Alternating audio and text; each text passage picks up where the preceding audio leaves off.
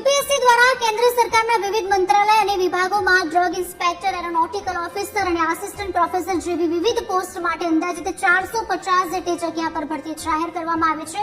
જે ઉમેદવારો સંબંધિત વિષયોમાં જરૂરી શૈક્ષણિક લાયકાત ધરાવે છે તેઓ સ્ક્રીન પર આપેલી સત્તાવાર વેબસાઇટ પર જઈને 17 જુલાઈ સુધી ઓનલાઈન અરજી કરી શકે છે. આ ભરતીમાં પસંદગી પામેલા ઉમેદવારોને લેવલ 7 થી 11 મુજબ ₹67,700 સુધીનો પગાર મળવાપાત્ર થશે. ઉમેદવારોની પસંદગી પ્રક્રિયા મુખ્યત્વે 3 ભાગમાં વહેંચાયેલી છે, જેમાં કમિશન દ્વારા સૌ પ્રથમ ઉમેદવારોના શૈક્ષણિક લાયકાત અને અનુભવના આધારે શોર્ટ લિસ્ટિંગ કરવામાં આવશે.